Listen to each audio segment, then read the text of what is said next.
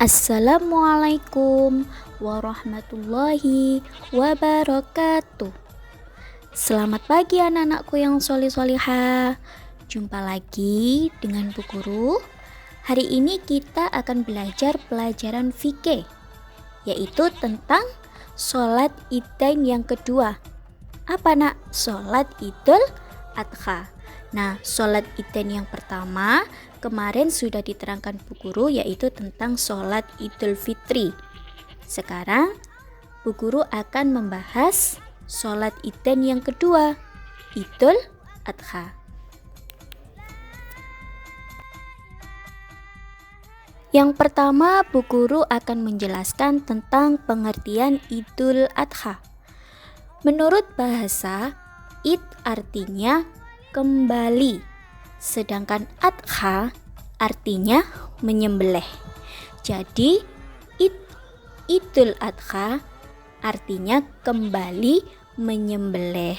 Nah, sedangkan sholat Idul Adha menurut istilah adalah sholat sunnah 2 rakaat yang dilaksanakan umat Islam pada hari raya Idul Adha, yaitu pada tanggal 10 Dzulhijjah.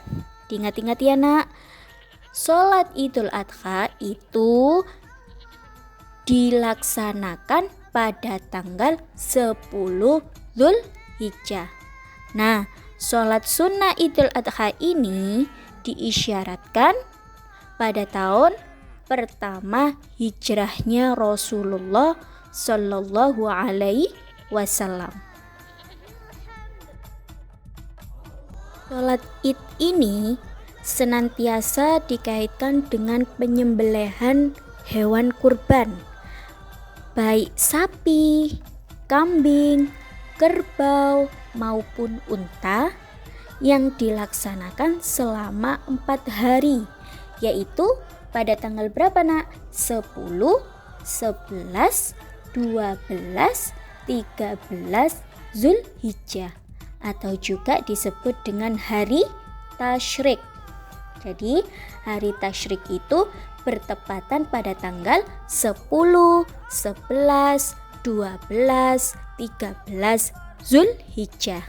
Nah, sebelum kaum muslimin melaksanakan sholat Idul Adha pada tanggal 10 Dzulhijjah, maka disunnahkan pada tanggal 9 Dzulhijjah melaksanakan puasa apa? Puasa Arafah. Dan pada tanggal 8 Dzulhijjah melaksanakan puasa Tarwiyah. Ingat-ingat ya nak, kalau sholat Idul Adha-nya itu bertepatan pada tanggal 10 Dzulhijjah. Nah, sebelum sholat Idul Adha itu pada tanggal 8 dan 9 disunahkan puasa. Kalau tanggal 8 Dzulhijjah melaksanakan puasa Tarwiyah. Kalau tanggal 9 Dzulhijjah melaksanakan puasa Arafah. Nah, sholat Idul Adha seperti sholat Idul Fitri, yakni disunahkan membaca takbir, memulai takbir setelah sholat subuh hari Arafah hingga akhir siang hari ke-13 Dzulhijjah. Hukum sholat Idul Adha. Hukum sholat Idul Adha yaitu hukumnya sunnah mu'akkad. Apa artinya sunnah mu'akkad? Yaitu sangat dianjurkan mengerjakannya.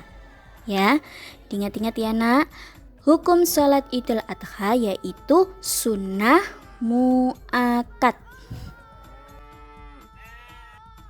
Selanjutnya, waktu sholat Idul Adha. Waktu untuk melaksanakan sholat Idul Adha itu dilaksanakan setelah matahari naik setinggi tombak sampai waktu zawal atau condongnya matahari ke barat, awal waktu sholat zuhur. Amalan-amalan sunnah hari raya Idul Adha ada 3 amalan. Yang pertama, memperbanyak membaca takbir, Allahu Akbar. Selanjutnya, membaca bacaan tahlil, La ilaha illallah. Dan membaca bacaan tahmid, Alhamdulillah di malam Idul Adha. Yang kedua, memperbanyak zikir dan doa. Dan yang terakhir, memotong hewan kurban bagi yang mampu.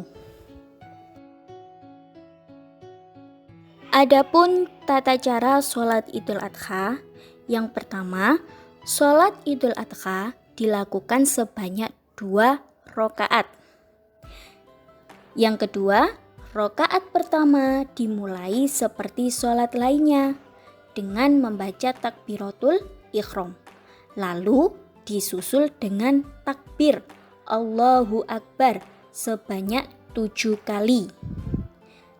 Lalu membaca surat Al-Fatihah. Dan takbir yang kedua, rakaat kedua, membaca takbir Allahu Akbar 5 kali. Lalu membaca surat Al-Fatihah. Jadi rakaat pertama itu membaca takbir sebanyak 7 kali.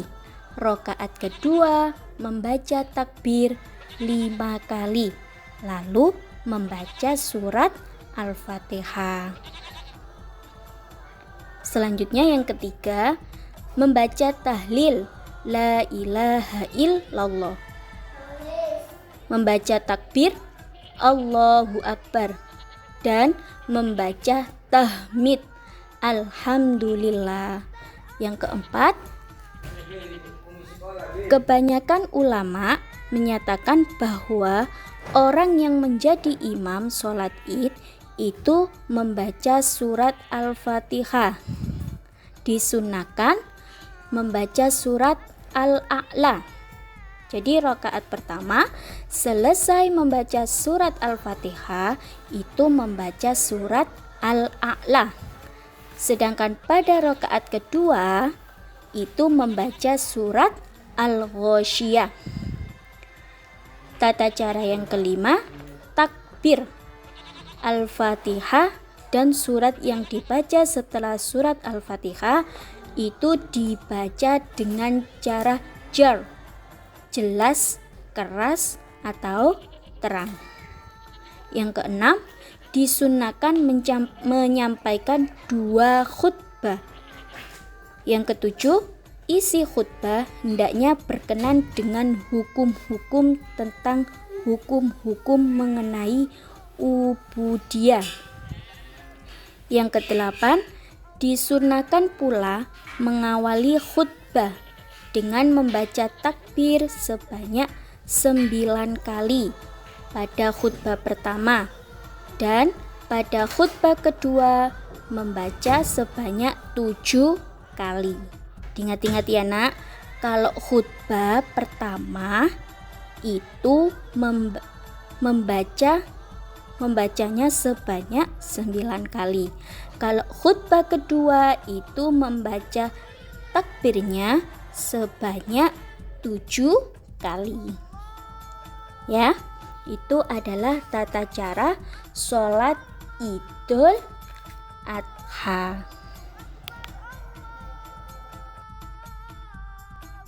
Selanjutnya, hal-hal yang dianjurkan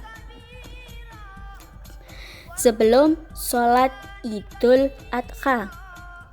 Nah, hal-hal yang dianjurkan antara lain, yang pertama, mandi sebelum berangkat sholat Idul Adha. Yang kedua, memakai wangi-wangian dan pakaian yang paling baru yang dimiliki. Yang ketiga, menggemakan takbir-takbir di rumah, lapangan, pasar, atau jalan-jalan. Mulai takbir setelah sholat subuh hari Arafah hingga akhir siang hari ke-13 Zulhijjah. Selanjutnya, menyembelih hewan kurban. Disunahkan makan selesai sholat Idul Adha, terutama makan daging-daging hewan kurban yang telah disembelih. Dan yang terakhir, menempuh 2 jalan yang berbeda bila pulang dari sholat Idul Adha. Itu adalah hal-hal yang dianjurkan pada sholat Idul Adha. Dan yang terakhir yaitu hikmah dari sholat Idul Adha. Apa hikmahnya, nak? Yang pertama, menegakkan syiar-syiar Islam. Yang kedua, meningkatkan kualitas ketakwaan dengan dikumandangkannya takbir, Allahu Akbar, tahlil, la ilaha illallah, dan tahmid, alhamdulillah. Yang terakhir, napak tilas sejarah Nabi Ibrahim alaihissalam dan Ismail alaihissalam dapat memberikan ibrah dan pelajaran yang berharga. Nah, anak-anakku yang hebat, itu tadi materi kita hari ini tentang sholat Idul Adha. Semoga dapat bermanfaat. Terima kasih. Wassalamualaikum warahmatullahi wabarakatuh.